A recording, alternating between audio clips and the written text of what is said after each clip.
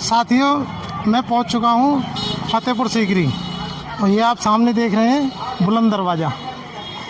ये फतेहपुर सीकरी दरगाह का मेन दरवाज़ा है, बुलंद दरवाज़ा। DS ट्रैवल आपको इसी तरह भारत भ्रमण कराता रहेगा। आप हमारे चैनल से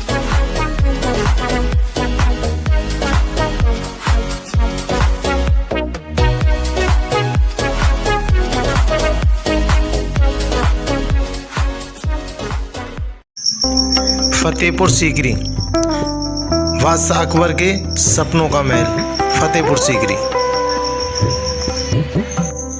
the world famous palace Fatehpur Sikri, present by YouTube channel DS travel.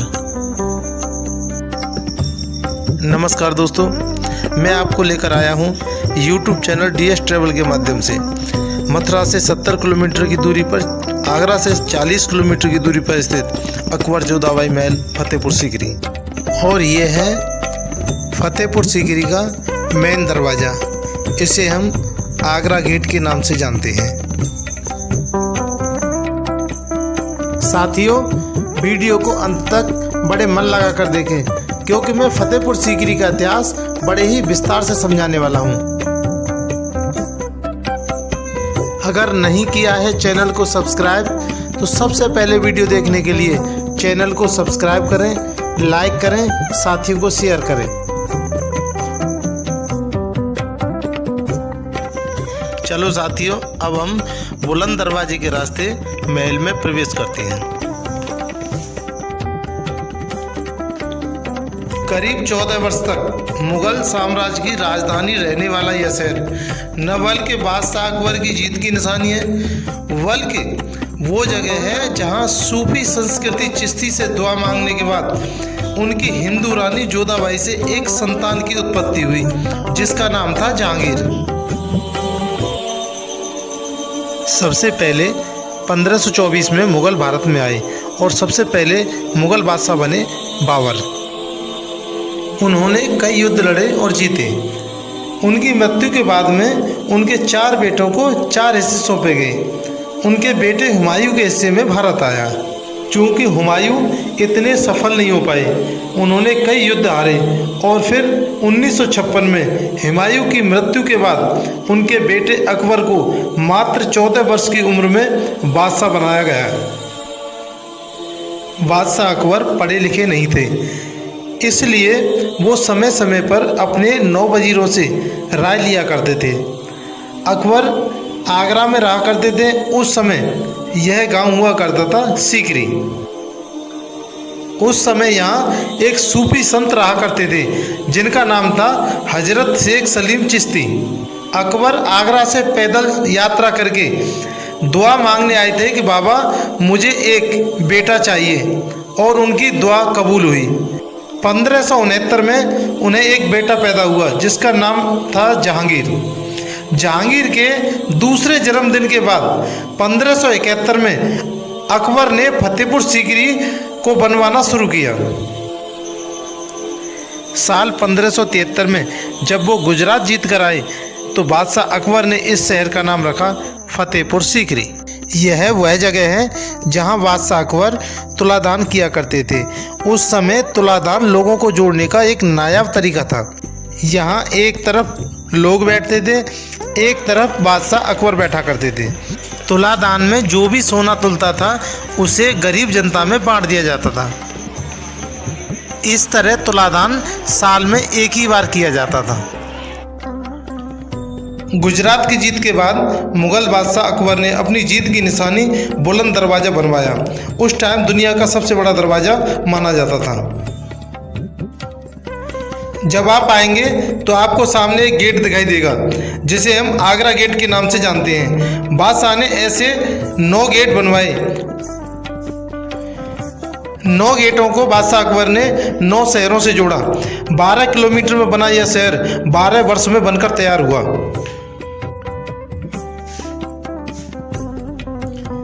यह जो सामने लाल पत्थर की इमारत दिखाई दे रही है, इस इमारत को बोला जाता है दीवाने खास। इस इमारत को उस जमाने का कॉन्फ्रेंस हॉल कहा जाता था। बादशाह अकबर अपने 9 मंत्रियों के साथ बैठकर यहाँ मीटिंग किया करते थे, या यूँ मानो यह उस जमाने का पार्लियामेंट था। इस कॉन्फ्रेंस हॉल को जब हम बाहर से देखते हैं तो यह 2 मंजिला इमारत दिखता है, वैसे अंदर से यह 1 ही मंजिल की इमारत है। अब हम दीवाने खास के अंदर चलते हैं। मैंने आपको बताया था यह बादशाह अकबर का मीटिंग हॉल हुआ करता था। मीटिंग में हिस्सा लेने वाले लोग असल में नीचे नहीं बैठते थे, ऊपर वाले हिस्से में बैठा करते थे। ऊपर बीच वाले हिस्से में बादशाह अकबर बैठा करते थे, और जो आप साइड में बालकनी देख रहे हैं उनमें बादशाह अकबर के नवरत्न वजीर बैठा करते थे।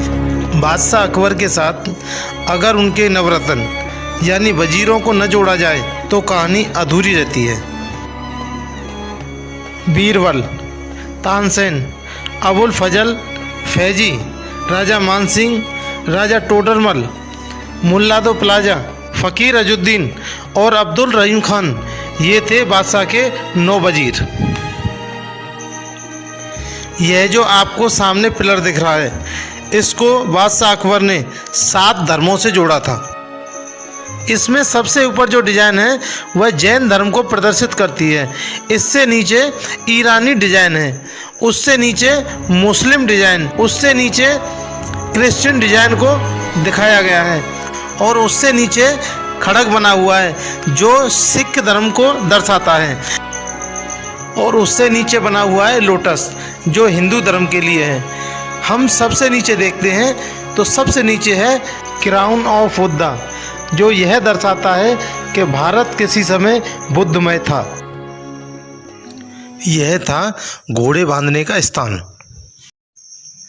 इसके जस्ट पीछे आप देख रहे हैं पानी के टैंक। चूँकि यहाँ पानी की समस्या हमेशा से बनी हुई थी, इसलिए यहाँ पर ऐसे कई टैंक तैयार किए गए। इसके अलावा यहाँ अष्टभुजाकार कई बावड़ियाँ बनवाई गई जो सिर्फ यहीं पर देखने को मिलती हैं। यह सामने देख रहे हैं, यह हिरन मीनार है। यहाँ बादशाह के चहीते हाथी हिरन की कब्र है। वह काफ़ी तेज़ दौड़ता था, इसलिए बादशाह ने उसका नाम हिरन रख दिया। ये जो सामने 5 मंजिला इमारत है, यह है पंचमहल।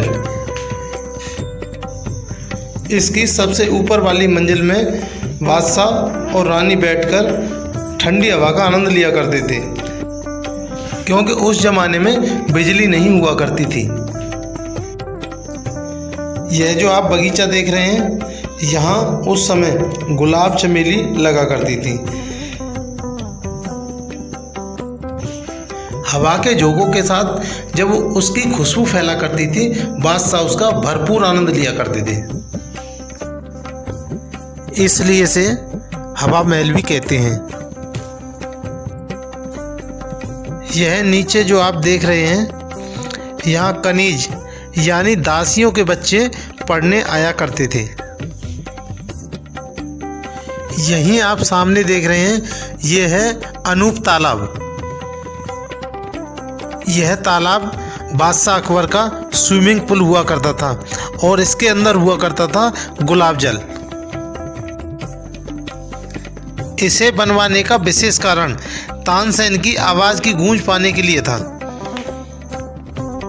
बादशाह के नवरत्नों में से एक हुआ करते थे तानसेन, जो राग गाया करते थे। कुछ इस तरह से बताया जाता है, जब तानसेन मल्हार राग गाया करते थे तो बारिश आ जाया करती थी, और जब दीप राग गाते तो खुद पे खुद दीपक जल जाया करते थे। तालाब के बीचों बीच जो आप प्लेटफॉर्म देख रहे हैं, यहाँ तानसेन बैठकर अपनी मधुर ध्वनि से राग सुनाया करते थे, और वहीं सामने बादशाह अकबर बैठा करते थे। वहीं बराबर में बैठा करती थी रानी जोधाबाई,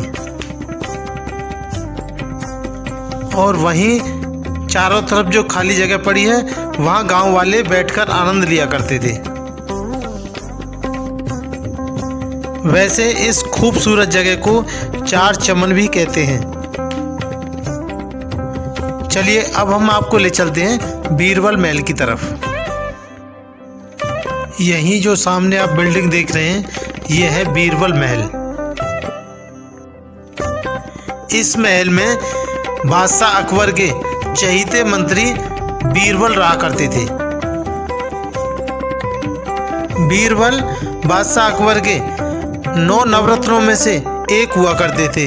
काफी भरोसेमंद भी थे।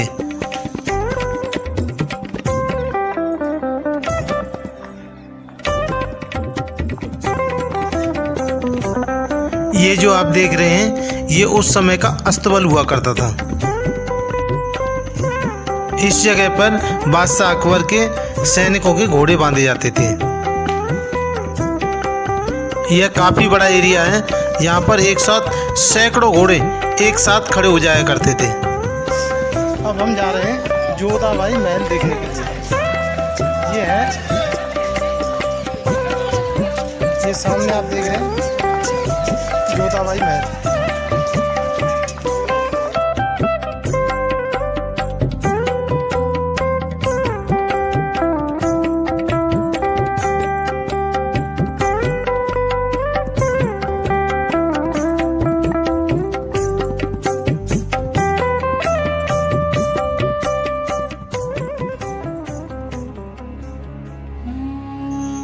यह है जोधाबाई महल का मुख्य दरवाज़ा। ये सामने आप देख पा रहे हैं यह है राजस्थानी कल्चर का मुख्य हिस्सा। राजस्थानी हवेलियों में आप देखेंगे ऐसे झोंके देखने को मिलेंगे। महिलाएं वहां खड़ी होकर बाहर का दृश्य देख सकती थी। ये आप देख रहे हैं बालकनी, यह राजस्थानी स्टाइल से बनाई गई है। और ये ऊपर देख रहे हैं आप गुम्मट, ये गुम्मट इस्लामिक स्टाइल से तैयार किए गए हैं। ये आप देख पा रहे हैं ये हरम का एरिया हुआ करता था, यानी महिलाओं के लिए बनाया गया प्राइवेट एरिया। इस महल को हिंदू और मुस्लिम आर्किटेक्चर के हिसाब से मिलाकर बनाया गया है। यहाँ बादशाह अकबर अपनी तीसरी हिंदू रानी जोधाबाई के साथ रहा करते थे। बादशाह यहाँ किसी बाहरी आदमी का आना पसंद नहीं किया करते थे, ना ही किसी बाहरी आदमी के आने की अनुमति थी। चलिए अब मैं आपको जोधाबाई महल के अंदर लेकर चलता हूँ। मैं आपको पहले बता चुका हूँ यह वही जगह है जहाँ बादशाह अकबर और रानी जोधाबाई रहा करते थे। भूल भुलैया टाइप का यह प्रवेश द्वार हमें जोधाबाई महल के अंदर ले जाता है। ये है समर पैलेस और ये है विंटर पैलेस। समर पैलेस और विंटर पैलेस दोनों की अलग अलग खासियत है। समर पैलेस इसलिए है कि वह ठंडा रहता है। विंटर पैलेस इसलिए है क्योंकि वह सूर्य की किरणों से काफ़ी गर्म हो जाता है, जो सर्दी के दिनों के लिए लाभकारी हुआ करता था। जोधाबाई शादी के बाद सबसे पहले आगरा के किले में आई थी। अकबर की दुआ जब बाबा ने कबूल कर ली थी तब उसके बाद अकबर सलीम चिश्ती साहब से मिलते जुलते रहना चाहते थे। उसके बाद यहाँ महल बनाने के लिए सलीम चिश्ती साहब से अनुमति मांगी। अगर आपकी दुआ से बेटा हो तो आपकी छत्र छाया में रहे ताकि वो सारी मुसीबतों से दूर रहे। क्योंकि मैं बादशाह हूँ, मुझ पर मुसीबतें आती रहती हैं। मैं चाहता हूँ कि मेरा बेटा आपकी पनाह में ही पैदा हो। इसलिए यह महल बनवाया गया कि बादशाह के बेटे का जन्म सलीम चिश्ती साहब की नज़रों में हो। बेटा पैदा हो जाने के बाद जोधाबाई को पटरानी का खिताब दिया गया। इसका मतलब होता है हेड क्वीन, और वो भारत की मलका बन गई। उनका नाम इतिहास में दर्ज हो गया। वैसे तो बादशाह अकबर की 3 बीवियाँ थीं, लेकिन जोधाबाई का नाम सबसे ज़्यादा सुनने में आता है। अब तक जो कंपाउंड हमने घूमा है उसे कहते हैं सीकरी।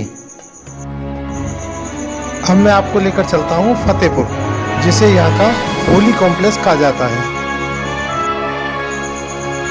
हम यहाँ देखेंगे बाबा शेख सलीम चिश्ती की दरगाह, जामा मस्जिद और दुनिया का सबसे बड़ा दरवाज़ा बुलंद दरवाज़ा। ये जो एरिया है यह फतेहपुर सीकरी का मेन पार्ट माना जाता है। इसे कहते हैं हम दरगाह कॉम्प्लेक्स। यहाँ का सबसे मेन पॉइंट है हजरत शेख सलीम चिश्ती साहब की दरगाह, जो सफ़ेद संगमरमर के पत्थर से तराशी गई है। यह वही बाबा हैं जिनकी दुआ से बादशाह अकबर को पुत्र प्राप्ति हुई और उसी खुशी में बादशाह ने फतेहपुर सीकरी का निर्माण कराया। यहीं अंदर बाबा की कब्र बनी हुई है और ऐसा माना जाता है जो भी यहाँ आता है और अपनी मन्नत का धागा बांधता है उसकी मन्नत जरूर पूरी होती है, फिर वह चाहे किसी भी धर्म का क्यों न हो। यहाँ का सबसे मेन और सबसे बड़ा उत्सव हजरत शेख सलीम चिश्ती साहब का जन्मदिन। उस समय यहाँ पर भारत से ही नहीं बल्कि पूरे विश्व से लोग आते हैं। उस समय यहाँ पर काफ़ी बड़ी संख्या में भीड़ एकत्रित होती है। हजरत शेख सलीम चिश्ती साहब का जन्मदिन 28 रमज़ान यानी ईद से 2 दिन पहले, उस समय यहाँ का नज़ारा काफ़ी देखने लायक होता है।